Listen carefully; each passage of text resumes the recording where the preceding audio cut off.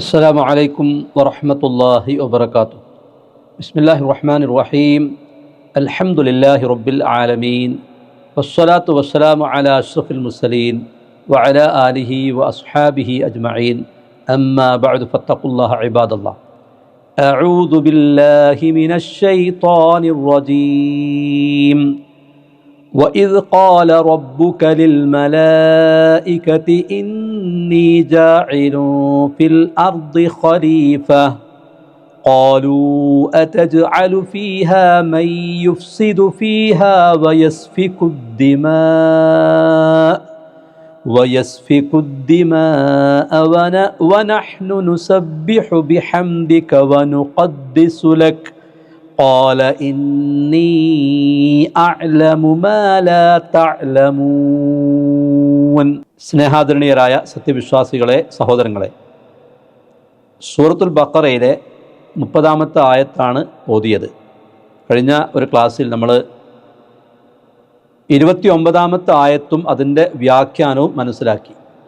അള്ളാഹു പറയുന്നു, വഇദ് ഖാല, പറഞ്ഞ സന്ദർഭം, റബ്ബുക, നിൻ്റെ രക്ഷിതാവ് അല്ലെങ്കിൽ നിൻ്റെ റബ്ബ്, ലിൽ മലായിക്കത്തി, മലക്കുകളോട്, ഇന്നി, നിശ്ചയമായും ഞാൻ, ജാഇലുൻ, ആക്കുന്നവനാണ് അല്ലെങ്കിൽ ഉണ്ടാക്കുന്നവനാണ്, ഫിൽ അർദി, ഭൂമിയിൽ, ഖലീഫ, ഒരു ഖലീഫ, പിൻഗാമി, പ്രതിനിധി, അനന്തരഗാമിയെ. ഇതൊക്കെയാണ് ആ വാക്കിൻ്റെ അർത്ഥം.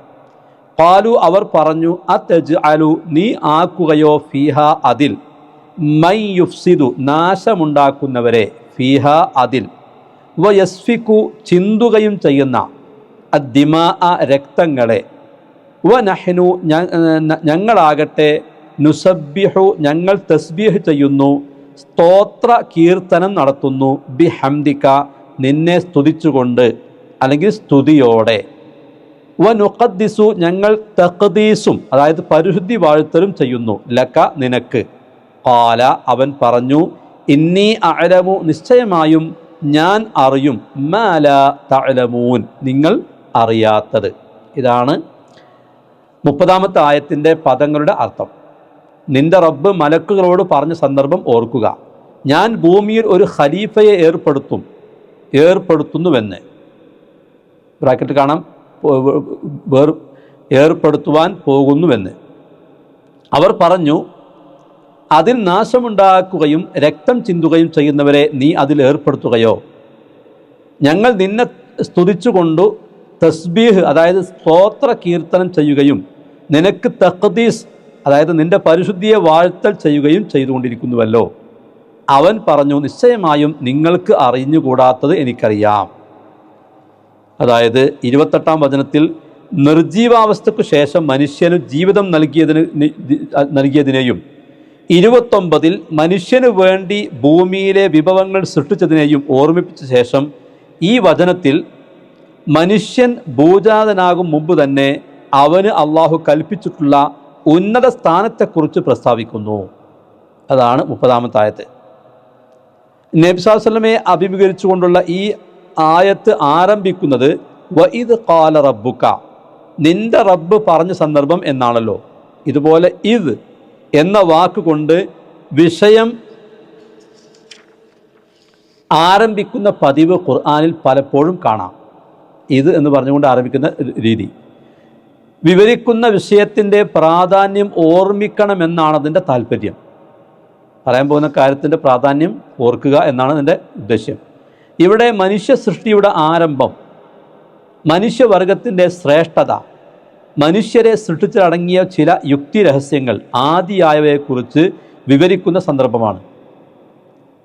ആയത്തിൻ്റെ ഉള്ളടക്കങ്ങളിലേക്ക് പ്രവേശിക്കുന്നതിന് മുമ്പ് ഖലീഫ എന്ന വാക്കിനെ പറ്റി അല്പമൊന്ന് മനസ്സിരുത്തി നന്നായിരിക്കും.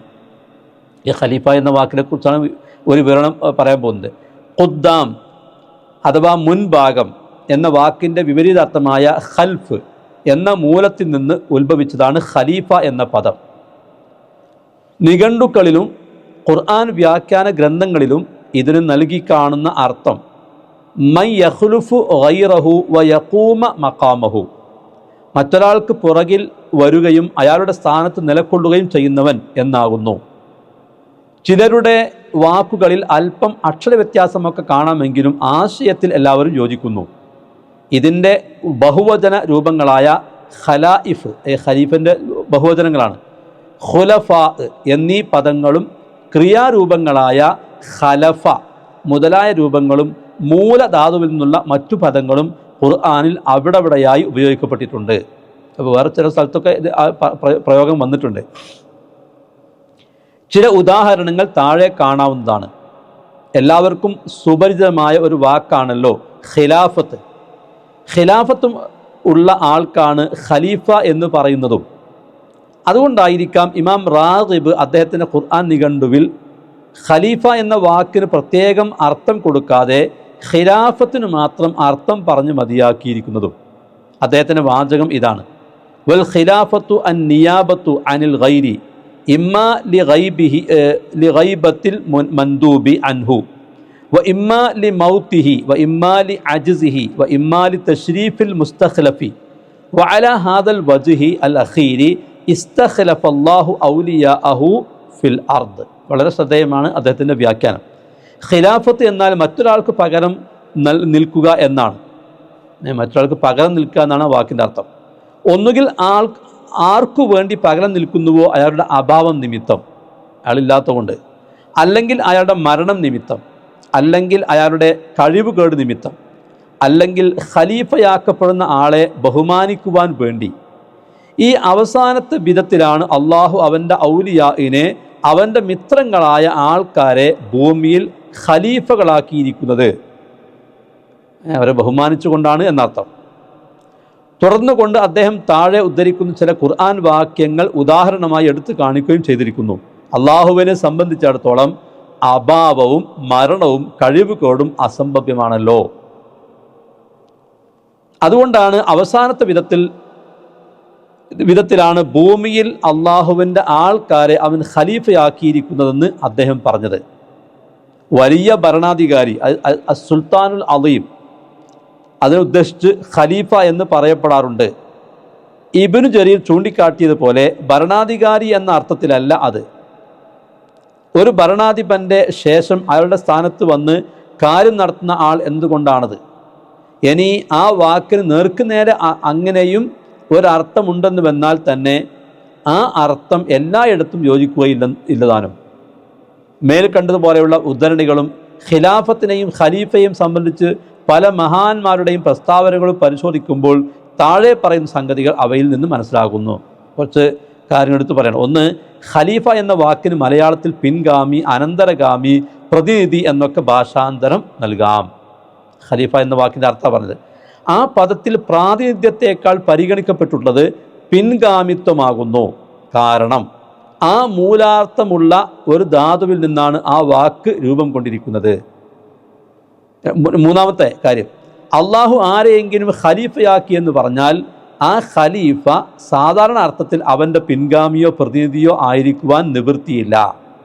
കാരണം അള്ളാഹുവിനെ സംബന്ധിച്ചിടത്തോളം ഇമാം റാഗിബ് റഹ്മഹുല്ല ചൂണ്ടിക്കാട്ടിയതുപോലെ ഒരർത്ഥത്തിലുള്ള അഭാവവും അവനുണ്ടാവുകയില്ല.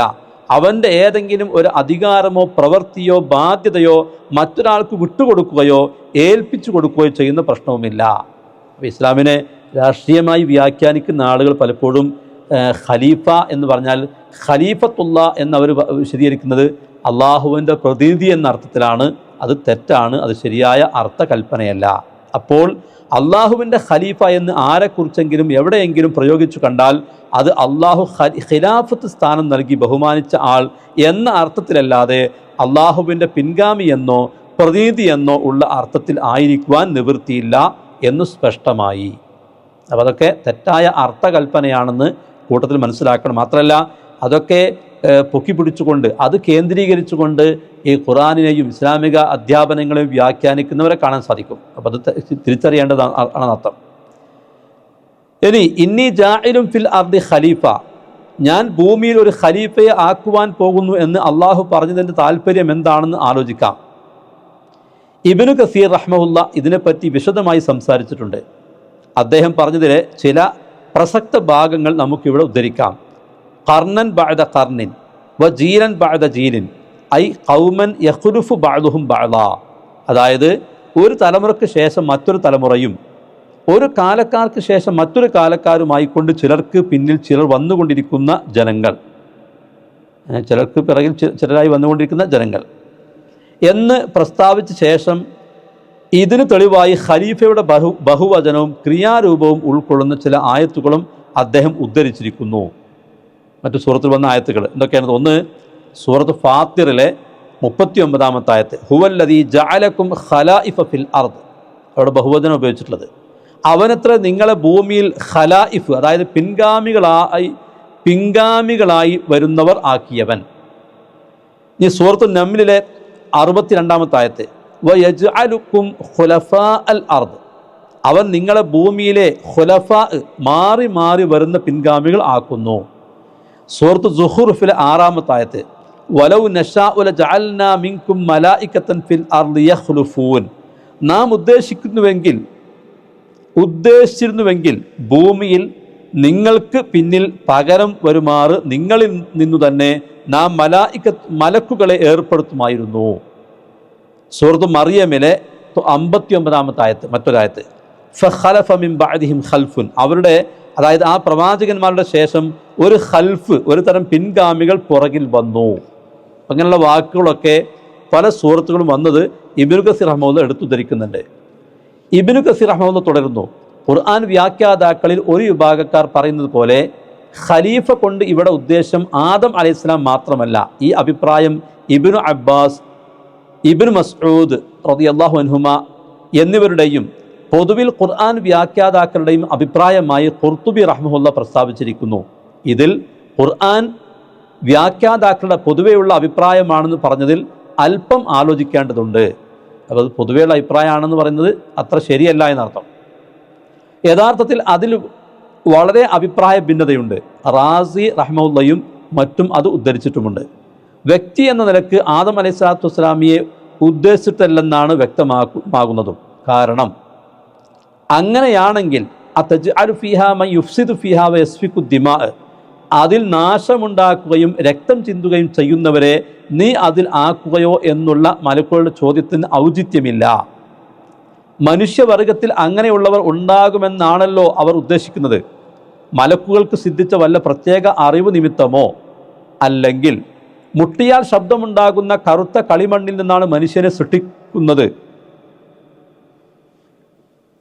ഇന്നി ഖാലിഖുൻ ബശറൻ മിൻ സൽസാലിൻ മിൻ ഹമഇൻ മസ്നൂൻ, സൂറത്ത് ഹിജ്റിലെ 28-ാമത്തെ ആയത്താണ് എന്ന് അള്ളാഹു അവരോട് പറഞ്ഞിരുന്നതിൽ നിന്ന് മനുഷ്യ പ്രവൃത്തിയെക്കുറിച്ച് അവർ മനസ്സിലാക്കിയത് നിമിത്തമോ, അല്ലെങ്കിൽ ഖുർത്തുബി റഹ്മത്തുള്ളാഹി പറഞ്ഞതുപോലെ ഖലീഫ എന്ന വാക്കിൽ നിന്ന് അന്യായങ്ങളിൽ തീരുമാനം കൽപ്പിക്കുകയും നിഷിദ്ധങ്ങളിൽ നിന്ന് പാപങ്ങളിൽ നിന്നും തടയുകയും ചെയ്യുന്ന ആൾ എന്ന് അവർ അർത്ഥം മനസ്സിലാക്കിയ നിമിത്തമോ, അതുമല്ലെങ്കിൽ ഖുർആൻ വ്യാഖ്യാതാക്കൾ പ്രസ്താവിക്കുന്നത് പോലെ ഭൂമിയിൽ മുമ്പുണ്ടായിരുന്ന സമുദായത്തിൻ്റെ മാനദണ്ഡം വെച്ച് അവരെ കണക്കാക്കിയത് കൊണ്ടോ ആയിരിക്കാം മലക്കുകൾ ആ ചോദ്യം ചോദിച്ചത്.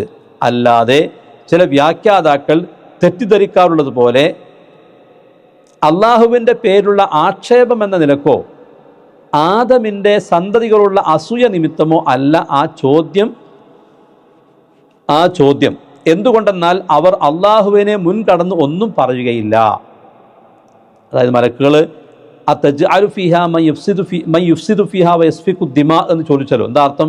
അതിൽ നാശമുണ്ടാക്കുകയും രക്തം ചിന്തുകയും ചെയ്യുന്നവരെ നീ അതിൽ ആക്കുകയോ എന്ന് ചോദിച്ചു. ആ ചോദ്യം ഈ കാരണം കൊണ്ടാണെന്ന് പറയുന്നത് ന്യായമല്ല എന്നർത്ഥം. അനുവാദമില്ലാത്ത ചോദ്യം അവർ ചെയ്യുകയുമില്ല. അള്ളാഹു അവരെക്കുറിച്ച് പറഞ്ഞിട്ടുണ്ട്. സൂറത്ത് അംബിയായിലെ 27-ാമത്തെ ആയത്തിൽ, ലാ യസ്ബിഖൂനഹു ബിൽ ഖൗൽ, വാക്ക് കൊണ്ട് അവർ അവനെ മുൻകടക്കുകയില്ല എന്ന് അള്ളാഹു മലക്കുകളെ കുറിച്ച് പറഞ്ഞിട്ടുണ്ട്. അദ്ദേഹം തുടരുന്നു, ഇബ്നു കസീർ തുടരാണ്, ഭൂമിയിൽ അള്ളാഹു ഒരു സൃഷ്ടിയെ ഏർപ്പെടുത്തുന്ന വിവരം അവരെ അറിയിച്ചപ്പോൾ അവർ അങ്ങനെ ചോദിച്ചു. ആ സൃഷ്ടിയിലടങ്ങിയ യുക്തി രഹസ്യം എന്താണെന്നുള്ള ഒരു അന്വേഷണമാണ് ആ ചോദ്യം. അതായത് കുഴപ്പക്കാരും നാശക്കാരും ഉണ്ടായിത്തീരുന്ന ഈ സൃഷ്ടിയെ സൃഷ്ടിക്കുന്നത് കൊണ്ട് ഉദ്ദേശ്യം നിന്നെ ആരാധിക്കുക എന്നുള്ളതാണെങ്കിൽ ഞങ്ങളിതാ എപ്പോഴും നിന്നെ ആരാധിച്ച് വരുന്നുവല്ലോ, ഇനി വേറെ ഒരു കൂട്ടരെ സൃഷ്ടിക്കേണ്ടതുണ്ടോ എന്ന് താല്പര്യം. അതിന് അള്ളാഹു നിങ്ങൾക്കറിയാത്തത് എനിക്കറിയാം, അതായത് ഇന്നി അഅലമു മാ ലാ തഅലമൂൻ എന്ന് മറുപടിയും നൽകി. അതായത് നിങ്ങൾ പറഞ്ഞ ദോഷം അതിലുണ്ടെങ്കിലും അതോടൊപ്പം അതിനേക്കാൾ കവിഞ്ഞ നന്മയും അതിലടങ്ങിയിട്ടുണ്ട് എന്ന് എനിക്കറിയാം. അതാണ് ഇന്നി അഅലമു മാ ലാ തഅലമൂൻ. നിങ്ങൾക്ക് അത് അറിയുകയുമില്ല. ഞാൻ അവരിൽ നബിമാരെയും റസൂലുകളെയും നിയോഗിക്കും. അവരിൽ സുദ്ദീഖുകളും ശുഹദാക്കളും പുണ്യവാന്മാരും ത്യാഗികളും പണ്ഡിതന്മാരും ഭക്തന്മാരും മറ്റും ഉണ്ടായിരിക്കുന്നതാണ്. അതാണ് ഇബ്നു കസീർ റഹ്മത്തുള്ളാഹി കൊടുത്തതിൻ്റെ ഒരു സംഗ്രഹം. റാസി റഹ്മഹുല്ല ഉദ്ധരിച്ചതായി ഇബ്നു കസീർ റഹ്മത്തുള്ളാഹി ചൂണ്ടിക്കാട്ടിയ ഭിന്നാഭിപ്രായങ്ങൾ കൂടി ഉദ്ധരിക്കാം. ഖലീഫ എന്ന വാക്കിന് മൻ യഖ്ലുഫു ഗൈറഹു വ യഖൂമു മഖാമഹു, മറ്റൊരാൾക്ക് പുറകിൽ വരികയും അയാളുടെ സ്ഥാനത്ത് നിലകൊള്ളുകയും ചെയ്യുന്ന ആൾ എന്ന് അർത്ഥം നൽകുകയും മേൽ ഉദ്ധരിച്ച ഒന്നാമത്തെയും രണ്ടാമത്തെയും ഖുർആൻ വാക്യങ്ങളെ അതിന് തെളിവായി ഉദ്ധരിക്കുകയും ചെയ്തുകൊണ്ട് റാസി റഹ്മഹുല്ല പറയുന്നു, ഖലീഫ കൊണ്ട് ഉദ്ദേശ്യം ആരാണെന്നുള്ളതിൽ രണ്ട് അഭിപ്രായമുണ്ട്. ഒന്ന്, അത് ആദം അലൈഹിസ്സലാം ആകുന്നുവെന്നാണ്.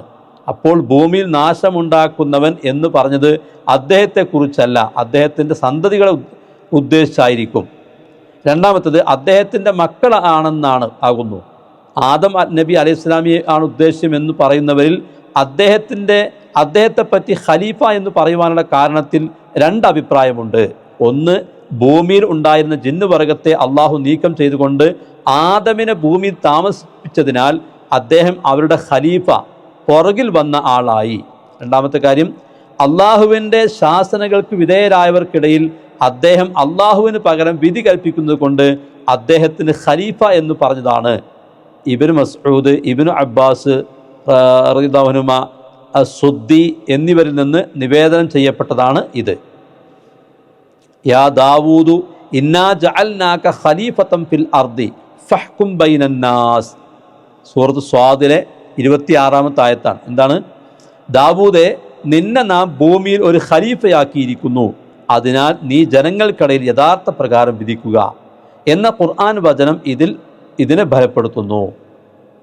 എന്നാൽ ആദമിൻ്റെ മക്കളാണ് ഖലീഫ കൊണ്ട് ഉദ്ദേശം എന്ന് പറയുന്നവർ പറയുന്നത് അവരിൽ ചിലരുടെ പിറകിലായി വരുന്നത് കൊണ്ടാണ് അവർക്ക് ഖലീഫ എന്ന് പറഞ്ഞത് എന്നത്രേ. ജഅലക്കും ഖലായിഫൽ അർദ്, നേരത്തെ സൂറത്ത് അൻആമിലെ 165-ാമത്തെ ആയത്താണത്. നിങ്ങളെ ഭൂമിയിലെ ഖലീഫമാരാക്കി എന്ന വചനം ഇതിന് ബലം നൽകുകയും ചെയ്യുന്നു.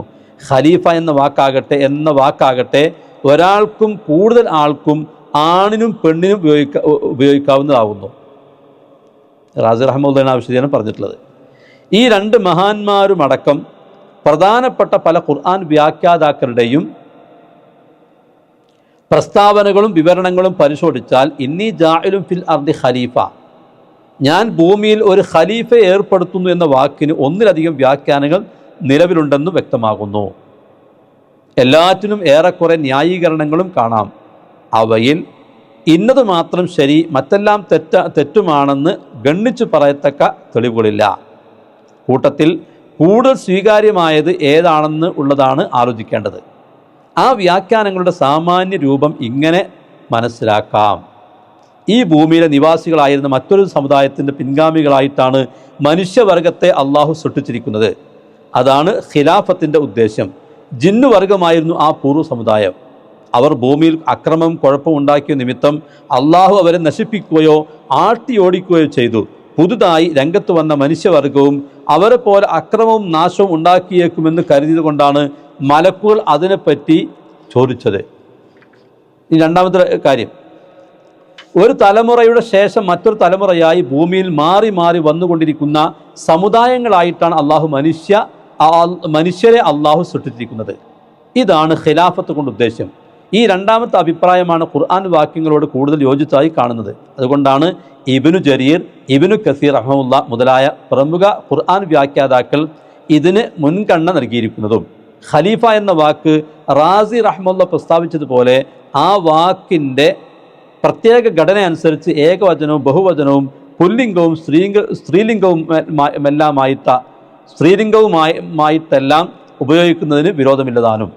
അപ്പോൾ ഖലീഫ എന്ന വാക്ക് സ്ത്രീലിംഗമായിട്ടും പുല്ലിംഗമായിട്ടും ഏകവചനമായിട്ടും ബഹുവചനമായിട്ടും ഉപയോഗിക്കാം എന്നർത്ഥം.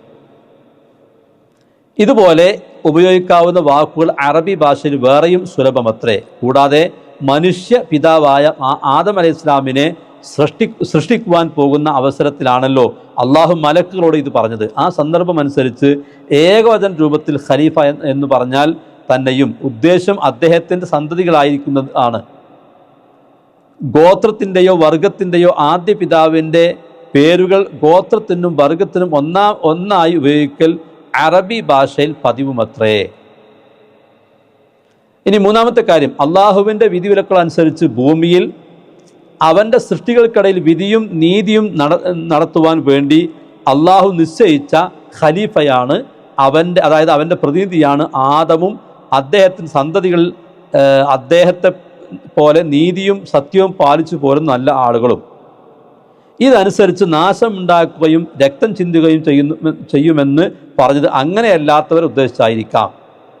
ഭൂമിയിൽ നീതിയും നെറിയും നടപ്പിലാക്കുവാൻ അള്ളാഹുവിന് കഴിയാത്തത് കൊണ്ടല്ല ഈ പ്രാതിനിധ്യം നൽകുന്നതെന്ന് തീർച്ചയാണ്. രണ്ട് കാരണം അതിന് ചൂണ്ടിക്കാട്ടപ്പെടുന്നു. ഒന്ന്, ദിവ്യ സന്ദേശങ്ങളും ദൈവിക ശാസ്ത്രങ്ങളും നേരിൽ ഏറ്റുവാങ്ങുവാൻ പറ്റിയ പ്രകൃതക്കാരല്ല പൊതുവിൽ മനുഷ്യവർഗം. അതുകൊണ്ടാണ് അവരിൽ നിന്ന് പ്രവാചകന്മാരെ തിരഞ്ഞെടുക്കുന്നതും അവർ മുഖാന്തരം അവ എത്തിച്ചു കൊടുക്കുന്നതും. രണ്ട്, ഖലീഫ സ്ഥാനം നൽകുക വഴി മനുഷ്യവർഗത്തെ ശ്രേഷ്ഠമാക്കുകയാണ് ഉദ്ദേശ്യം എന്നല്ലാതെ അള്ളാഹുവിന് അതിൽ ഏതെങ്കിലും ഒരാവശ്യം ഉണ്ടായത് കൊണ്ടല്ല. ഈ മൂന്നാമത്തെ അഭിപ്രായമാണ് ഖുർആൻ വ്യാഖ്യാതാക്കളിൽ ഒരു വിഭാഗക്കാർ സ്വീകരിച്ചു കാണുന്നത്. ഈ നാലാമത്തെ കാര്യം, മൂന്നാമത്തെ അഭിപ്രായത്തിൽ നിന്ന് രൂപം പൂണ്ടും അതിൻ്റെ വൃത്തം കുറച്ചുകൂടി വികസിപ്പിച്ചും ഭൗതിക വശത്തിന് പ്രത്യേക പരിഗണന നൽകിയും കൊണ്ടുള്ള പൊതുമായ ഒരഭിപ്രായമാണ് നാലാമത്തേത്. ആധുനിക ഖുർആൻ വ്യാഖ്യാതാക്കളിൽ പലരും കൂടുതൽ താല്പര്യം കാണിക്കാറുള്ളത് ഈ അഭിപ്രായത്തെ ബലപ്പെടുത്തുന്നതിലാകുന്നു. സയ്യിദ് ഖുതുബിൻ്റെ വിവരണത്തെ ആസ്പദമാക്കി അതിങ്ങനെ വിവരിക്കാം. ഈ ഭൂമിയിലെ ചരാചരങ്ങളുടെ കൈകാര്യം നടത്തിപ്പിൻ്റെ ചുക്കാൻ ഏൽപ്പിക്കുവാനും അതിലെ വിഭവങ്ങളും നിക്ഷേപങ്ങളും ഊർജങ്ങളും തേടിപ്പിടിച്ച് ഉപയോഗപ്പെടുത്തുവാനും പറ്റിയ ഒരു സൃഷ്ടിവർഗത്തെ സൃഷ്ടിക്കുക എന്നാണ് ഖലീഫയെ ഏർപ്പെടുത്തുക എന്ന് പറഞ്ഞ താല്പര്യം. അല്പം ഭൗതികമായ ആഭിമുഖ്യത്തോടു കൂടി ഖുർആൻ വചനങ്ങൾക്ക് വ്യാഖ്യാനം നൽകുവാൻ തുനിയാറുള്ളവർ സ്വാഭാവികമായും കുറെ കൂടി മുന്നോട്ട് കടന്ന് പ്രപഞ്ചത്തിൻ്റെ കൈകാര്യങ്ങൾ ഒട്ടുമുക്കാലും മനുഷ്യൻ്റെ കയ്യിലാണുള്ളതെന്നും മനുഷ്യൻ ബുദ്ധിപരമായും ശാസ്ത്രീയമായും പുരോഗമിച്ച് ഏതാണ്ട് ദൈവത്തോടൊപ്പം എത്തുമാറായേക്കുമെന്നും വരെ സമർത്ഥിച്ചു കാണാം. ഈ സമർത്ഥനത്തെപ്പറ്റി തൽക്കാലം നമുക്ക് പറയാനുള്ളത് സൂറത്തുൽ അൻആമിലെ 91 മറ്റും അള്ളാഹു പറഞ്ഞ ഒരു വാക്യമാകുന്നു. വമാ ഖദറുല്ലാഹ ഹഖ ഖദ്രിഹി. അള്ളാഹുവിനെ കണക്കാക്കേണ്ട മുറപ്രകാരം അവർ അവനെ കണക്കാക്കിയിട്ടില്ല. അപ്പം അതൊരു ശരിയായ വിലയിരുത്തല്ല എന്നാണ് അദ്ദേഹത്തിൻ്റെ വിശദീകരണം. ഈ നാലാമത്തെ അഭിപ്രായം അതിലെ അതിരു കവിയലുകൾ നീക്കം ചെയ്താൽ തന്നെയും ഖുർആൻ്റെ ചില പ്രസ്താവനകൾക്ക് നിരക്കുന്നതായി കാണുന്നില്ല. ആദം നബി അലൈഹി ഇസ്ലാമിയോടും ഹവ്വായിനോടും സ്വർഗത്തിൽ നിന്ന് ഭൂമിയിലേക്ക് ഇറങ്ങിപ്പോരുവാൻ കൽപ്പിച്ചതോടൊപ്പം തന്നെ നിങ്ങൾക്ക് മനുഷ്യവർഗത്തിൽ നിന്ന് എൻ്റെ പക്കൽ നിന്നുള്ള വല്ല മാർഗദർശനവും വന്നു കിട്ടിയാൽ ആ മാർഗദർശനം പിൻപറ്റിയവർ വഴിപഴക്കുകയോ വിഷമിക്കുകയോ ചെയ്യുന്നതല്ല എന്നുകൂടി അള്ളാഹു പറഞ്ഞതായി സൂറത്ത് ത്വാഹ 123 കാണാവുന്നതാണ്. മാത്രമല്ല അടുത്ത വരുന്ന 38-ാം വചനത്തിലും ഇക്കാര്യം അള്ളാഹു വ്യക്തമാക്കിയിരിക്കുന്നു.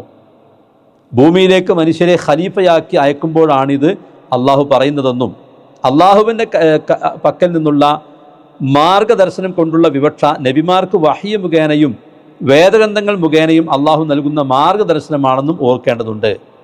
മേൽക്കണ്ട ഓരോ അഭിപ്രായങ്ങളുടെ വിശദ വിവരങ്ങളും ന്യായങ്ങളുമെല്ലാം വിവരിക്കുന്ന പക്ഷം അത് വളരെ ദീർഘിച്ചു പോകുന്നതാണ്. ആപേക്ഷികമായി നോക്കുമ്പോൾ ഇവയിൽ രണ്ടാമതായി ഉദ്ധരിച്ച അഭിപ്രായത്തിലാണ് പല നിലക്കും മുൻഗണന ഉള്ളത്. ഇബ്നു കസീർ റഹ്മത്തുള്ളാഹിന്റെ ഉദ്ധരണിയിൽ നിന്ന് ഈ വാസ്തവം കൂടുതൽ മനസ്സിലാക്കാവുന്നതാണ്.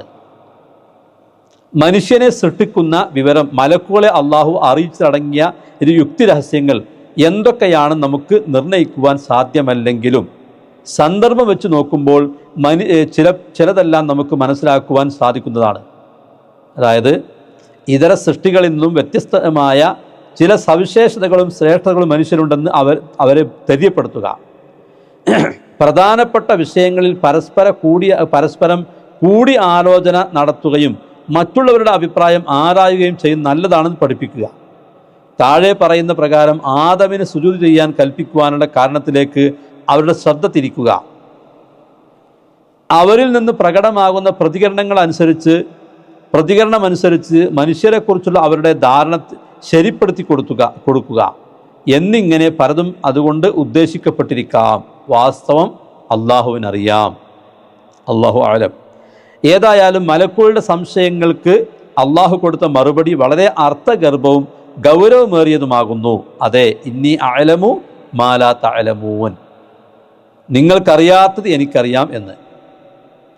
നിങ്ങൾ പറഞ്ഞ ചില ദോഷവശങ്ങൾ മനുഷ്യരിൽ ഉണ്ടാവാമെങ്കിലും അതിൽ ഉപരിയായ പല നന്മകളും ഗുണങ്ങളും അവരിൽ ഉണ്ടാകുവാനുണ്ടെന്നും നിങ്ങൾക്ക് വിഭാവനം ചെയ്യാൻ കഴിയാത്ത പല രഹസ്യങ്ങളും അതിൽ അടങ്ങിയിട്ടുണ്ടെന്നും ഈ വാക്യം മുഖേന അള്ളാഹു ചൂണ്ടിക്കാട്ടിയിരിക്കുന്നു. ഈ യാഥാർത്ഥ്യം അനുഭവത്തിൽ നിന്നു തന്നെ മലക്കുകൾക്ക് ബോധ്യപ്പെട്ടതായി അടുത്ത വചനങ്ങളിൽ കാണാവുന്നതുമാണ്. മലക്കുകൾ എടുത്തു പറഞ്ഞ ആ ദോഷവശം ഭൂമിയിൽ നാശവും രക്തമൊഴുക്കലും മനുഷ്യരിൽ നിന്നുണ്ടാവുകയില്ലെന്നോ അവരുടെ ആ ആരോപണം അബദ്ധമാണെന്നോ അള്ളാഹു പ്രസ്താവിച്ചിട്ടില്ല എന്നത് ശ്രദ്ധേയമാകുന്നു. മനുഷ്യൻ എത്ര തന്നെ ഉന്നതനും ഉത്തമനുമാണെങ്കിലും അവനിൽ ഒരു മറുവശം കൂടി ഉള്ളതാണതിൻ്റെ കാരണം. ഈ വാസ്തവം ഒന്നിലധികം സ്ഥലങ്ങളിൽ ഖുർആൻ ഉണർത്തുന്നുണ്ട് താനും. മനുഷ്യൻ്റെ ശ്രേഷ്ഠതയുടെ അടിസ്ഥാനം അള്ളാഹു ചൂണ്ടിക്കാട്ടുന്നു. ഇനി 31-ാമത്തെ വചനമാണ്. വഅല്ലമ ആദമൽ അസ്മാഅ കുല്ലഹാ ثم عرضهم على الملائكة فقال أنبئوني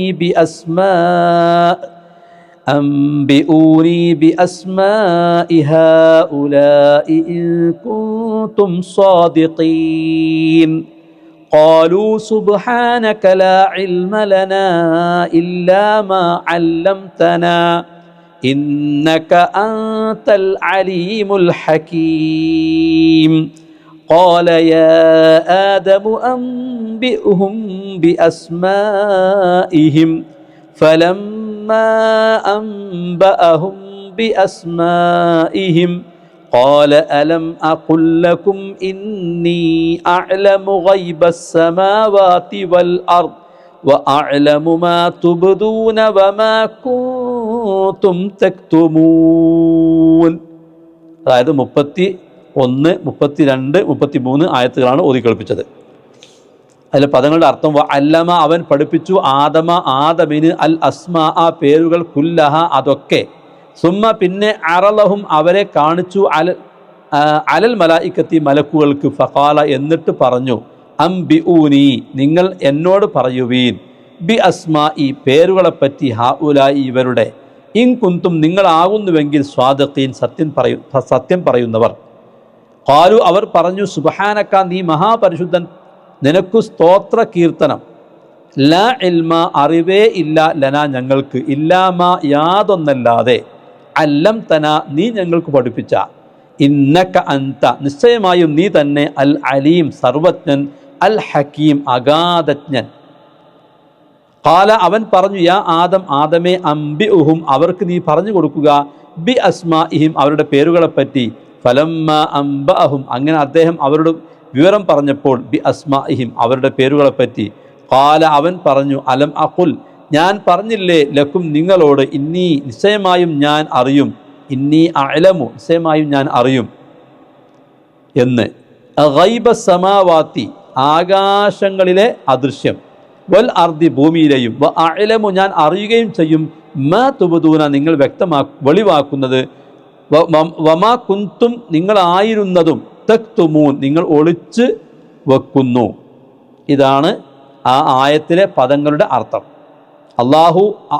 അള്ളാഹു ആദമിന് പേരുകളെല്ലാം പഠിപ്പിച്ചു. പിന്നെ അവരെ അതായത് ആ പേരുകളുള്ള വസ്തുക്കളെ മലക്കുകൾക്ക് കാണിച്ചിട്ട് അവൻ പറഞ്ഞു ഇവരുടെ പേരുകളെപ്പറ്റി നിങ്ങൾ എനിക്ക് വിവരം പറഞ്ഞു തരുവീൻ നിങ്ങൾ സത്യം പറയുന്നവരാണെങ്കിൽ.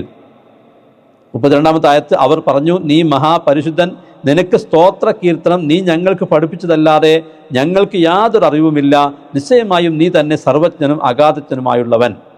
33-ാമത്തെ ആയത്ത് അള്ളാഹു പറഞ്ഞു, ആദമേ, അവർക്ക് ഇവരുടെ ഈ വസ്തുക്കളുടെ പേരുകളെപ്പറ്റി പറഞ്ഞു കൊടുക്കുക. അങ്ങനെ അദ്ദേഹം അവർക്ക് അവരുടെ പേരുകളെപ്പറ്റി പറഞ്ഞു കൊടുത്തപ്പോൾ അതായത് അള്ളാഹു പറഞ്ഞു, നിങ്ങളോട് ഞാൻ പറഞ്ഞില്ലേ, നിശ്ചയമായും ഞാൻ ആകാശഭൂമികളിലെ അദൃശ്യം അറിയുമെന്ന്. നിങ്ങൾ വെളിവാക്കുന്നതും നിങ്ങൾ വെച്ചുകൊണ്ടിരിക്കുന്നതും ഞാൻ അറിയുന്നതാണ്. ഇതിൻ്റെ വിശദീകരണമാണ് മനസ്സിലാക്കാനുള്ളത്. ഭൂമിയിൽ ഒരു ഖലീഫയെ ഏർപ്പെടുത്താൻ പോകുന്ന വിവരം അറിയിച്ചപ്പോൾ അവർ പറഞ്ഞ മറുപടിയുടെ സൂചന, മനുഷ്യർ ഭൂമിയിൽ നാശമുണ്ടാക്കുകയും രക്തം ചിന്തുകയും ചെയ്യുന്നവരായിക്കൊണ്ട് അവർ ഖലീഫയാക്കപ്പെടുവാൻ അർഹരല്ലെന്നും തങ്ങൾ തസ്ബീഹ്, തഖ്ദീസ് മുതലായ ആരാധനാ കർമ്മങ്ങൾ നടത്തിക്കൊണ്ടിരിക്കുന്നവരായതുകൊണ്ട് തങ്ങൾ അതിനർഹരാണെന്നുമാണല്ലോ. ഈ ധാരണ തെറ്റാണെന്ന് അള്ളാഹു അവർക്ക് അനുഭവത്തിൽ കാണിച്ചു കൊടുത്തു. ആദം നബി അലൈഹി ഇസ്ലാമിക്ക് എല്ലാ വസ്തുക്കളുടെയും പേരുകൾ അവൻ പഠിപ്പിച്ചു. അതിനുശേഷം അവയെ മലക്കുകളെ കാണിച്ചുകൊണ്ട് അവയുടെ പേര് പറയുവാൻ അവരോട് ആവശ്യപ്പെട്ടു. അവർക്ക് അതിന് കഴിഞ്ഞില്ല. അവർ തങ്ങളുടെ കഴിവുകേട് സമ്മതിക്കുകയും അള്ളാഹുവിൻ്റെ മഹത്വത്തെ വാഴ്ത്തി പറയുകയാണ് ചെയ്തത്. ആദം അലൈഹിസ്സലാം നബിയോട് അവയുടെ പേരുകൾ പറയുവാൻ ആവശ്യപ്പെട്ടപ്പോൾ അദ്ദേഹം അതെല്ലാം വിവരിച്ചു കൊടുത്തു. അങ്ങനെ അനുഭവത്തിലൂടെ അവരുടെ തെറ്റ് അള്ളാഹു അവരെ ബോധ്യപ്പെടുത്തി. നിങ്ങൾക്കറിയാത്ത കാര്യങ്ങൾ എനിക്കറിയാം എന്ന് മുമ്പ് അവരോട് അള്ളാഹു പറഞ്ഞതിൻ്റെ പുലർച്ച അവർ അനുഭവത്തിൽ കണ്ടു. എല്ലാ പേരുകളും അൽ അസ്മാ കുല്ലഹ എന്ന് പറഞ്ഞതിൻ്റെ ഉദ്ദേശം എല്ലാ തരം വസ്തുക്കളുടെയും പേരുകൾ എന്നാണെന്നാണ് മിക്ക വ്യാഖ്യാതാക്കളും പറയുന്നത്. ഇബ്നു അബ്ബാസ് റളിയല്ലാഹു അൻഹു മുതലായവരിൽ നിന്നുള്ള ചില റിവായത്തുകളും അതാണ് കാണിക്കുന്നത്. ഇമാം ബുഖാരി റഹ്മത്തുള്ളാഹി ഈ വിഷയത്തിന് ഒരു പ്രത്യേക ശീർഷകം തന്നെ കൊടുത്തിട്ടുണ്ട്, ഒരു പ്രത്യേക ഹെഡിങ് തന്നെ കൊടുത്തിട്ടുണ്ട്. അതിൽ അദ്ദേഹം ഉദ്ധരിച്ചിരിക്കുന്നത് ഹദീസു ഷഫാഅ, ശുപാർശയുടെ ഹദീസ് എന്നറിയപ്പെടുന്ന പ്രസിദ്ധ ഹദീസാകുന്നു. ഖിയാമത്ത് നാളിൽ മഹ്ശറിൽ വെച്ച് തങ്ങളുടെ കാര്യത്തിൽ ഒരു തീരുമാനമെടുക്കുവാൻ വേണ്ടി അള്ളാഹുവിങ്കൽ ശുപാർശ ചെയ്യണമെന്ന് മനുഷ്യർ പ്രമുഖരായ നബിമാരോട് അപേക്ഷിക്കുന്ന വിവരമാണ് അതിലുള്ളത്. അതിൽ ആദം നബിയെ സംബന്ധിച്ച് ഭാഗം ഇങ്ങനെയാകുന്നു. അവർ ആദമിൻ്റെ അടുക്കൽ ചെന്ന് പറയും, അവിടുന്ന് മനുഷ്യപിതാവാണ്. അള്ളാഹു അവൻ്റെ തൃക്കൈ കൊണ്ട് അങ്ങയെ സൃഷ്ടിച്ചു. അങ്ങേക്ക് മലക്കുകളെ കൊണ്ട് സുജൂദ് ചെയ്യിപ്പിച്ചിരിക്കുന്നു. എല്ലാ വസ്തുക്കളുടെയും പേരുകളും അങ്ങേക്ക് അവൻ പഠിപ്പിച്ചിരിക്കുന്നു. അതുകൊണ്ട് ഞങ്ങൾക്ക് ഈ സ്ഥാനത്ത് നിന്ന് ആശ്വാസം നൽകുവാൻ അങ്ങൊന്ന് റബ്ബിനോട് ഞങ്ങൾക്ക് വേണ്ടി ശുപാർശ ചെയ്താൽ കൊള്ളാമായിരുന്നു. ഈ ഹദീസ് മുസ്ലിം മുതലായ പലരും ഉദ്ധരിച്ചതാണ്. ഇതിൽ എല്ലാ വസ്തുക്കളുടെയും പേരുകൾ എന്ന് നബി സല്ലല്ലാഹു അലൈഹി വസല്ലം പ്രസ്താവിച്ചിരിക്കുന്നുവല്ലോ. എല്ലാ വസ്തുക്കളുടെയും പേരുകൾ എന്ന് പറഞ്ഞിട്ടുണ്ട്. എന്നാൽ തുടർന്നുള്ള വാക്യങ്ങളിൽ ആ വസ്തുക്കളെ ഉദ്ദേശിച്ചുകൊണ്ട് ഹും, അവർ എന്ന് ബുദ്ധിജീവികളെ ഉദ്ദേശിച്ചുകൊണ്ട് ഉപയോഗിക്കപ്പെടുന്ന സർവനാമം, അതാണ് ഹും എന്ന ലമീർ, ചേർത്ത് പറഞ്ഞിരിക്കുന്നത് സാഹിത്യ ശൈലികളിൽപ്പെട്ട ഒരു ശൈലിയാണെന്നും ആ വ്യാഖ്യാതാക്കൾ ചൂണ്ടിക്കാട്ടിയിരിക്കുന്നു. 24-45, അതായത് സൂറത്തു നൂറിലെ 45-ാമത്തെ ആയത്ത് മുതലായ സ്ഥലങ്ങളിൽ ഈ പ്രയോഗം ഖുർആനിൽ വേറെയും കാണാവുന്നതാണ്.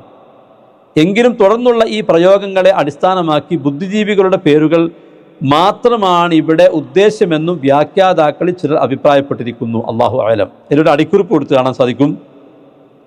ബുദ്ധിജീവികളും അല്ലാത്തവയും ഉൾക്കൊള്ളുന്നവയെക്കുറിച്ച് മൊത്തത്തിൽ ബുദ്ധിജീവികളെന്നും ആണും പെണ്ണും ഉൾക്കൊള്ളുന്നവയെക്കുറിച്ചും പുരുഷന്മാരെന്നും പ്രത്യക്ഷത്തിൽ തോന്നുമാറുള്ള പ്രയോഗങ്ങൾ ഭാഷാ സാഹിത്യങ്ങളിൽ പതിവുള്ളതാണ്. നപുംസകത്തെപ്പറ്റി ചിലപ്പോൾ അവൻ എന്നും സ്ത്രീയും പുരുഷനുമടങ്ങുന്ന ആൾക്കൂട്ടത്തെപ്പറ്റി അവന്മാർ എന്നും സൂര്യനെയും ചന്ദ്രനെയും ഉദ്ദേശിച്ച് സൂര്യചന്ദ്രന്മാർ എന്നുമൊക്കെ പറയുന്നത് ഇതിന് ഉദാഹരണമാകുന്നു. അതാ പ്രയോഗം ആ അർത്ഥത്തിലാണ് എന്നർത്ഥം. പേരുകൾ പഠിപ്പിച്ചു എന്ന് പറഞ്ഞതിൻ്റെ വിവക്ഷ ഓരോന്നിനും ഇന്നിന്ന പേരാണെന്ന് പഠിപ്പിച്ചുവെന്നാണെന്നും എല്ലാ വസ്തുക്കളുടെയും പേരടക്കം അവയെ സംബന്ധിച്ച വിവരങ്ങൾ പഠിപ്പിച്ചുവെന്നാണെന്നും പറയപ്പെടുന്നു. ഏതായാലും വസ്തുക്കളെ സംബന്ധിച്ച് അറിയുന്നതിലും പഠിപ്പിക്കുന്നതിലും അവയുടെ പേരുകൾക്ക് മുഖ്യ സ്ഥാനമുണ്ടെന്നും പേരുകൾ മുഖേനയാണ് വസ്തുക്കളെ പരിചയപ്പെടുന്നതെന്നും പറയേണ്ടതില്ല. എന്തെല്ലാമായിരുന്നു, എപ്രകാരമായിരുന്നു ആദം നബി അലൈഹി സ്വലാമിക്ക് പഠിപ്പിച്ചത് എന്നൊന്നും നമുക്കറിയാവതല്ല. അപ്പോൾ അല്ലമ ആദമൽ അസ്മ എന്ന് പറഞ്ഞാൽ അതിൻ്റെ വിശദമായ കാര്യം നമുക്കറിയില്ല എന്നർത്ഥം.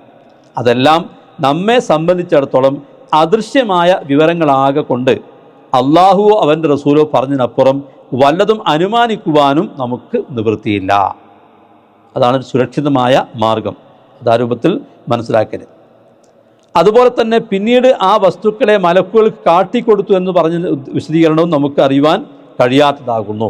ചുരുക്കി പറഞ്ഞാൽ ഭൂമിയിൽ അള്ളാഹു ഏർപ്പെടുത്തുവാൻ പോകുന്ന ഖിലാഫത്തിന് മനുഷ്യവർഗമാണ് മലക്കുകളല്ല അർഹരെന്നും മനുഷ്യരിൽ മലക്കുകൾക്ക് ഊഹിക്കാൻ കഴിയാതിരുന്ന ചില പ്രകൃതി വിശേഷതകൾ നിക്ഷേപിച്ചിട്ടുണ്ടെന്നും മലക്കുകൾ വളരെ പരിശുദ്ധരും ഉത്തമന്മാരുമായ സൃഷ്ടികൾ തന്നെയാണെങ്കിലും ഈ സവിശേഷതകൾ അവർക്കില്ലെന്നും അള്ളാഹു എല്ലാം അറിയുന്ന സർവജ്ഞനും എല്ലാം യുക്തിപൂർവം പ്രവർത്തിക്കുന്ന അഗാധജ്ഞനുമാണെന്നും തങ്ങളുടെ ആദ്യത്തെ മറുപടിയിൽ തങ്ങൾ ഊഹിച്ചതും സൂചിപ്പിച്ചതും അബദ്ധമായെന്നും മനുഷ്യനെ ഖലീഫയാക്കുന്നതിൽ മഹത്തായ യുക്തിരഹസ്യങ്ങൾ അടങ്ങിയിട്ടുണ്ടെന്നുമൊക്കെ മലക്കുകൾക്ക് ഈ സംഭവം മൂലം തെളിഞ്ഞു കഴിഞ്ഞു. ഇതാണ് ആ ആയത്തുമായി ബന്ധപ്പെട്ടുള്ള വിശദീകരണം. അല്ലാഹു സുബ്ഹാനഹു വ തആല അവൻ്റെ കലാമ് കൂടുതൽ അറിയാനും പഠിക്കാനും മനസ്സിലാക്കാനും അത് ഉൾക്കൊണ്ടുകൊണ്ട് ജീവിക്കുവാനും നാം ഏവർക്കും തൗഫീഖ് പ്രദാനം ചെയ്യുമാറാകട്ടെ. വസല്ലല്ലാഹു വസല്ലം അലാ നബിയിന മുഹമ്മദിൻ വഅലാ ആലിഹി വഅസ്ഹാബിഹി അജ്മഈൻ വൽഹംദുലില്ലാഹി റബ്ബിൽ ആലമീൻ.